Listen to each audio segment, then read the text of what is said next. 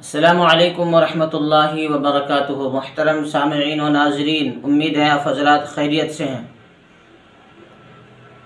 और दुआ करते हैं कि अल्लाह ताला आप लोगों की जान, माल, इज़्ज़त व आबरू, ईमान, आमाल में बरकत अता फ़रमाए, हर तरह की बला मुसीबत से हिफाजत फ़रमाए। आमीन या रब्बल आलमीन। मुहतरम सामिईन व नाज़रीन, वैसे तो अल्लाह ताला की हज़ारों करोड़ों नेमतें दिन रात हमारे ऊपर बरसती रहती हैं। अल्लाह अपनी नेमतों से, रहमतों से हमें नवाजता रहता है। व इन तउद्दू निअमतल्लाहि ला तुहसूहा। अल्लाह तबारक व तआला अपने कलाम के अंदर इरशाद फरमाते हैं कि अगर मेरी नेमतों को तुम लोग गिनना चाहो तो नहीं गिन सकते। कितनी हजारों करोड़ों नेमतें हैं, बाहर जाने की ज़रूरत नहीं। खुद हमारे जिस्म के अंदर कितनी ऐसी नेमतें हैं कि जिसके बग़ैर हमारी ज़िंदगी ख़त्म, जीना मुश्किल है। एक सेकंड के लिए अल्लाह अगर कोई नियामत छीन ले तो हमारी ज़िंदगी ख़त्म हो जाएगी।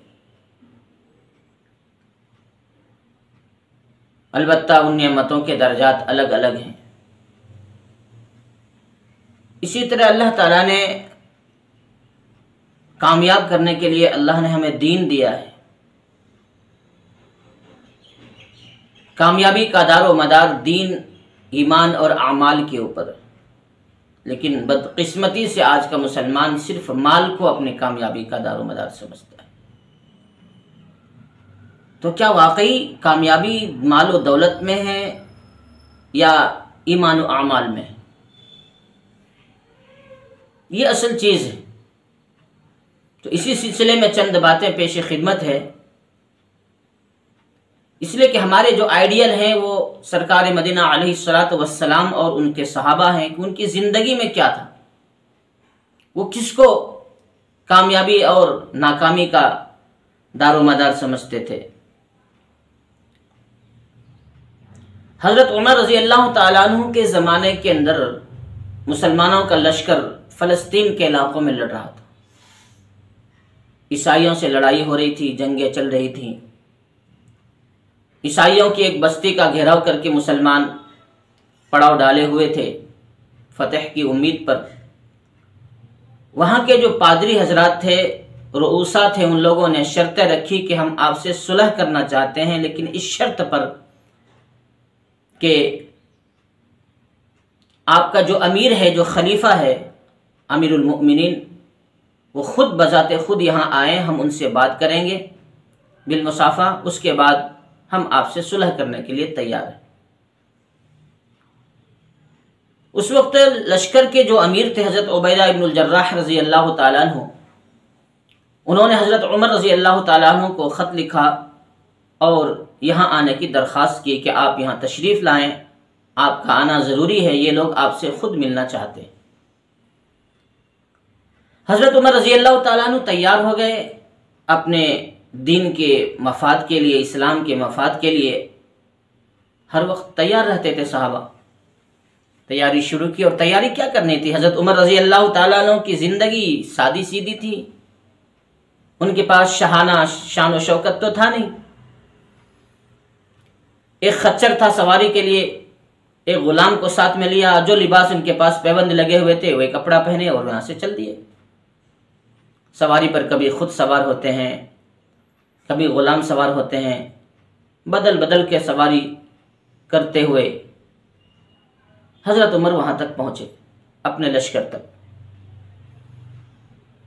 हज़रत उबैदा इब्नुल जर्राह रज़ी अल्लाह ताला अन्हु ने जब देखा हज़रत उमर की हालत, तो इनके दिल के अंदर एक बात पैदा हुई कि यहाँ के जो ईसाई लोग हैं बड़े मुतमद्दिन किस्म के हैं, मालदार किस्म के हैं, ये अमीरुल मुमिनीन हैं। अगर इस हालत में उनसे मुलाकात करेंगे तो उनके ज़हन व दिमाग पर क्या असर पड़ेगा कि अमीरुल मुमिनीन इस खस्ता हालत में, इनका लिबास, इनकी सवारी।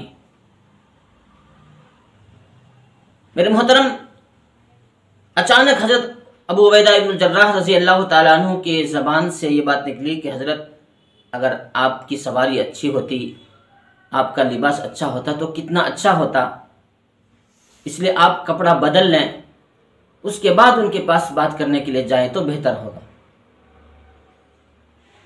हज़रत उमर रज़ी अल्लाह ताला अन्हु के आंखों में आंसू आ गए, चेहरा सुर्ख हो गया, गुस्से से तिलमिलाने लगे और कहा कि अबू उबैदा, तुम्हारी ज़बान से ये बात अच्छी नहीं लगती, तुम सहाबी रसूल हो और तुम्हारी ज़बान से ये बात मुझे बहुत नागवार गुजरी।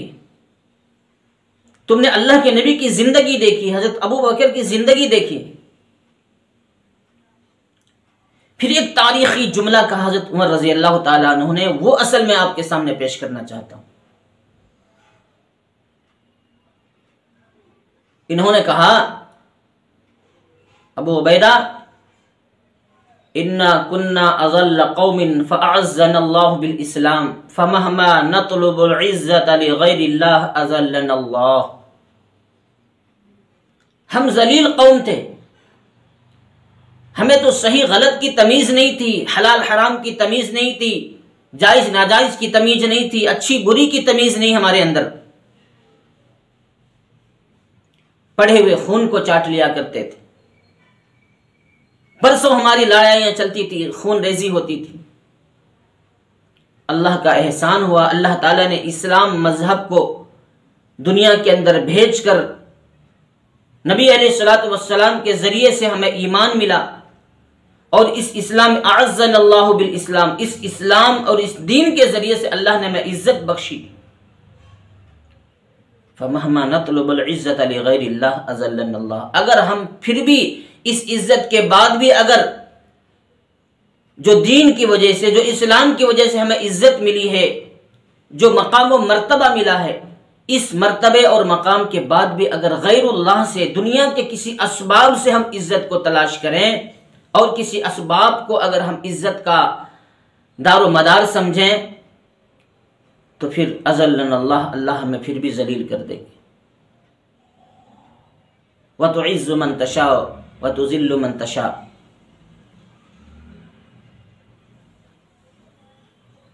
मेरे मोहतरम बुजुर्गों, दोस्तों, अल्लाह ताला के हाथ में इज्जत व जिल्लत, और अल्लाह दीन की बुनियाद पर इज्जत और जिल्लत देता है। लिबास में कुछ नहीं रखा, सवारी में कुछ नहीं रखा, बंगलों में कुछ नहीं रखा, फैक्ट्रियों में कुछ नहीं रखा। अगर इन चीजों के अंदर इज्जत और बड़ाई होती, मकाम मर्तबा होता, तो फिरौन, कारून, हामान, शद्दाद, नमरूद, ये लोग जलील होकर नहीं मरते। रहती दुनिया लोग उसको अच्छाई से याद करते थे, इसलिए उनके पास माल था, दौलत थी, शोहरत थी। मगर आज लोग मूसा अलैहिस्सलाम की इज्जत तो करते हैं, फिरौन की नहीं करते। इब्राहिम अलैहिस्सलाम की इज्जत तो करते हैं, नमरूद की नहीं करते, शद्दाद की नहीं करते। कुरैश के बड़े बड़े सरदार, इनके पास बड़े बड़े बागात थे, बड़ी बड़ी तिजारत थी, बड़े बड़े सरदार थे, उनके पास दुनियावी इज्जत और शोहरत थी, मगर अल्लाह ने जलील कर दिया उन लोगों को। तो ना खानदान की वजह से, ना माल की वजह से, ना खूबसूरती की वजह से, ना खानदानी शराफत की वजह से इंसान को इज्जत नहीं मिलती। इज्जत सिर्फ दीन की वजह से मिलती। तो हजरत उमर रजी अल्लाह ताला अन्हु ने कहा कि हम जलील थे, अल्लाह ने इस्लाम से हमें इज्जत बख्शी है, दीन की बुनियाद पर। अगर हम फिर भी दीन से को छोड़कर अगर दूसरी की चीजों से इज्जत को तलाश करें, इज्जत का अगर सबब समझें, तो फिर अल्लाह हमें जलील कर देगा। इसी हालत में हजरत उमर रजी अल्लाह ताला अन्हु उन सरदारों से मिले। उन लोगों ने हजरत उमर को देखा, इनके जिस्म पर पैबंद लगे हुए कपड़े देखे, उन लोगों ने बात मान ली, बगैर लड़ाई के अपनी बस्ती हवाले कर दी मुसलमानों की, और कहा हमने किताबों में पढ़ा है कि एक वक्त आएगा जो मुसलमानों के अमीर होंगे, उनके जिस्म पर 12 पैबंद लगे हुए होंगे, उनका लिबास 12 पैबंद लगा हुआ लिबास होगा।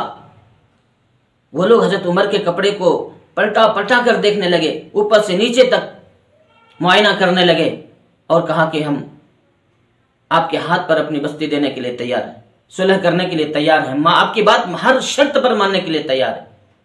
इसलिए कि हमारी किताबों के अंदर लिखा है कि तुम्हारे पर वक्त आएगा, मुसलमानों के अमीर आएंगे, उसकी ये हालत होंगी, उसका ये हुलिया होगा, और वो सारी चीजें आपके अंदर है, आपसे हम जीत नहीं सकते। तो क्या उन ईसाइयों को जो मगलूब किया, क्या हजरत उमर के लिबास ने किया या सवारी ने? नहीं, हजरत उमर रजी अल्लाह तआला अन्हु के पास जो रूहानी ताकत थी, उस ताकत ने उनको मगलूब कर दिया। हजरत उमर तो एक वक्त वो था कि ऊंट और बकरियां चराना नहीं जानते थे, वो सलाहियत भी उनके पास नहीं थी इस्लाम से पहले कि सही तौर पर बकरियों और ऊंटों की रखवाली कर सकें। एक मर्तबा हजरत उमर रजी अल्लाह तआला अन्हु एक पहाड़ की चोटी पर खड़े हैं, धूप का वक्त है, दोपहर का वक्त है, चिलचिलाती धूप में खड़े हैं और लाखों का लश्कर हजरत उमर के पीछे खड़े हैं पहाड़ के ऊपर। हजरत उमर पहाड़ की ऊंचाई पर, चोटी पर खड़े होकर नीचे वादी की तरफ देख रहे हैं। इतनी जबरदस्त धूप है, सहाबा परेशान हो रहे, किसी की हिम्मत नहीं हो रही कि हजरत उमर को पूछे यहां क्या देख रहे इतनी धूप में। धूप की वजह से, ऊपर से धूप की गर्मी, नीचे से तपिश, गरम गरम पत्थर के ऊपर उनके नाजुक नाजुक पांव, जिसमें चप्पल और जूते भी नहीं। लेकिन हजरत उमर का जो खौफ था, जो रोब था, वो किसी को हिम्मत नहीं थी कि हजरत उमर से पूछें कि हजरत यहां से जल्दी चलें, यहां बहुत गर्मी हो रही है, तकलीफ हो रही। किसी सहाबी ने हिम्मत करके हजरत उमर से पूछा कि अमीरुल मोमिनीन आप क्या देख रहे हैं? पूरा लश्कर परेशान है गर्मी की और धूप की वजह से, तपिश की वजह से। तो हजरत उमर रजी अल्लाह तआला अन्हु ने कहा कि मैं इबरत की निगाह से इन वादियों को देख रहा हूं। एक वक्त तो वो था कि जब इन वादियों में मैं ऊंट चराने आया करता था, बकरियां चराने आया करता था। जब भी मैं घर वापस लौटता तो कुछ ऊंट कम होते, बकरियां कम होती। मेरे वालिद मुझे डांटते थे, मुझे कोसते थे कि तुम्हें बकरियां भी नहीं चराने आता, ऊंट भी नहीं चराने आता, तुम क्या करोगे अपनी जिंदगी में, अपनी लाइफ, किसी काबिल नहीं हो। एक वो वक्त था कि मुझे बकरियां और ऊंट चराने की मेरे अंदर सलाहियत नहीं थी, मुझे हौसला नहीं था, मैं रोज गालियां सुनता था। और एक वक्त आज है कि इस पहाड़ों की चोटी पर खड़ा हूं और उस जगह को देख रहा हूं जहां मैं बकरियां चराने जाता था कि आज लाखों का लश्कर मेरे पीछे, मेरे एक हुक्म का, मेरे एक इशारे का इंतजार कर रहा है कि अगर मैं इशारा करूं पूरा लश्कर मेरी बात मानने के लिए तैयार है। आखिर उस गहराई के उस वादी से इतने बड़े मकाम, इस मर्तबे पर किस चीज ने पहुंचाया उमर को? उमर बिन खत्ताब को खलीफतुल मुस्लिमीन किस चीज ने बनाया? वो था दीन और कुरान के, दीन की बुनियाद पर, ईमान की बुनियाद पर उमर बिन खत्ताब को खलीफतुल मुस्लिमीन अल्लाह ने बनाया। वो मर्तबा दिया कि जिस इंसान को बकरियां और ऊंट चढ़ाने की सलाहियत नहीं थी, वो इंसान आज लाखों के लश्कर का अमीर है, पूरी दुनिया में से 3 हिस्से के बादशाह हैं, खलीफा हैं, उनके एक इशारे का मुंतजिर है पूरा लश्कर। वो इशारा करें और लश्कर अपना काम शुरू कर दे। तो क्या लिबास की वजह से हजरत उमर को इज्जत मिली? सवारी की वजह से मिली? खानदान की वजह से मिली? नहीं, बिल्कुल नहीं, बल्कि ईमान और आमाल है जिसने हजरत उमर को खलीफतुल मुस्लिमीन बनाया, उस मकाम पर पहुंचा दिया। तो मेरे मोहतरम बुजुर्गों, दोस्तों, आज भी कुछ लोगों के दिमाग में यह भरम है कि अगर हमारे पास माल होता, दौलत होती, तो लोग मेरी इज्जत करते, लोग मेरी बात पर वाह वाह करते। मेरे मोहतरम, थोड़ी देर के लिए आपकी बात हो सकता है सही हो, वक्ती तौर पर, कि मालदारों के लोग इज्जत करते हैं, इसलिए कि वही लोग इज्जत करते हैं जिनके दिलों में दुनिया की इज्जत होती है, दुनिया की अहमियत होती है, जो दुनिया को ही सब कुछ समझते हैं, वही लोग मालदारों की इज्जत करते हैं। वरना तो लोग जलते हैं मालदारों से। अरे इन ऐसे कैसे कमा लिया, इतना कैसे बढ़ गया, ये तो कुछ भी नहीं था इसके पास, आज इतना माल कैसे आया। लोग उससे हसद करते हैं, जलते हैं, इज्जत नहीं कहते। इज्जत, बात ही इज्जत की अलग है। और वो इज्जत अल्लाह ने सहाबा किराम को दी, अल्लाह ने वो औलिया किराम को वो इज्जत बख्शी, वो दीनदारों को वो इज्जत अल्लाह देता है कि हर मखलूक उसके ताबे हो जाते हैं। मन कान लिल्लाहि कान अल्लाहु लहू, जो इंसान, जो बंदा अपने आप को अल्लाह के हवाले कर देता है, अल्लाह अपने मखलूक को उसके हवाले कर देता है। हज़रत उमर रज़ी अल्लाह ताला अन्हु के ज़माने के अंदर एक मरतबा आग निकल गई, जंगल की तरफ से आग आबादी की तरफ आ गई। हज़रत उमर को खबर भेजी गई, हज़रत उमर वहां गए और कोड़े से जोर से मारा और कहा, क्या मैं इंसाफ नहीं करता? फौरन वो आग पीछे हट गई जंगल की तरफ। क्या तासीर थी हज़रत उमर के कोड़े के अंदर, क्या अल्फाज के अंदर तासीर थी कि एक कोड़े के ज़र्ब ने आग को पीछे हटने पर मजबूर कर दिया। क्या लिबास की वजह से, सवारी की वजह से, या खानदानी शराफत की वजह से? नहीं, वो रूहानी ताकत थी उनके पास। किसी बूढ़ी औरत का तेल गिर गया जमीन के ऊपर, उन्होंने शिकायत की हज़रत उमर से कि हज़रत उमर मुझे तेल मुझे वापस चाहिए। हज़रत उमर ने कहा कि ठीक है, उतना जितना आपका तेल गिरा है उतना तेल हम बाजार से दुकान से ला कर दे देते हैं। बूढ़ी औरत ने कहा, नहीं, मुझे अपना तेल चाहिए मुझे। हज़रत उमर उस जगह पर गए जहां उनका तेल, उस बूढ़ी औरत का तेल गिरा था, और जमीन से कहा कि इसका तेल वापस कर दो, वरना मैं तुम्हें इस जगह पर किसी बेनमाजी को दफन कर दूंगा। जमीन का यह सुनना था कि उसने फौरन वो तेल उगल दिया, उस बूढ़ी औरत का तेल वापस कर दिया। एक तो यह कि बेनमाजी का उस जगह दफन होना, इससे एक नुक्ता यह मिलता है कि बेनमाजी की नुहूसत कितनी खराब होती है कि जमीन भी ये नहीं चाहती कि इस जगह, मेरी जगह पर बेनमाजी दफन। बेनमाजी कितना मनहूस होता है, इससे आप अंदाजा लगा सकते हैं। जैसे ही हजरत उमर ने कहा कि अगर तुम नहीं तेल वापस करोगी तो हम इस जगह पर बेनमाजी को दफन कर देंगे, तो इस डर से कहीं इस जगह बेनमाजी को दफन ना किया जाए, तेल वापस कर दिया कि इसकी नुहूसत की वजह से जब अल्लाह इसको अजाब देंगे, सजा देंगे, इसके अंदर मैं भी मुब्तला हो जाऊंगी। जमीन ने भी गवारा ना किया कि बेनमाजी उसका दफन। अंदाजा करो बेनमाजी की नुहूसत कितनी बड़ी। एक तो यह बात है, और दूसरी बात, हजरत उमर का हुक्म और आर्डर, उनकी बात में वो तासीर थी कि हजरत उमर का कहना था कि तेल वापस हो गया, जमीन ने तेल वापस कर दी। इस हुक्म को मानने के लिए जमीन को मजबूर किसने किया? हजरत उमर की रूहानी ताकत। और वो रूहानी ताकत मिली कहां से? ईमान और अमाल की वजह से। तो बहरहाल मेरे मोहतरम बुजुर्गों, दोस्तों, वीडियो बहुत लंबी हो जाएगी। कहने का मतलब यह है कि चाहे दुनिया हो या आखिरत हो, कामयाबी का जो दारो मदार है वो सिर्फ ईमान और अमाल है। खूबसूरती हो, खानदानी शराफत हो, ये माल और दौलत हो, मकाम और मर्तबा, दुनिया का ओहदा हो, ये सब एक्स्ट्रा चीजें हैं, वक्ती चीजें हैं जो इंसान को थोड़ी देर के लिए इज्जत, थोड़ी देर के लिए इंसान को सर पर इंसान बैठा लेगा, फिर वो उठाकर पटकेगा उसको नीचे।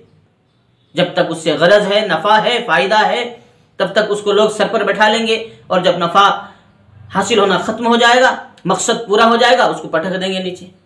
यह है वक्ती चीजें जिससे इंसान को कभी इज्जत मिल सकती है, वरना असल इज्जत का दारो मदार वो दीन, वो ईमान और आमाल है।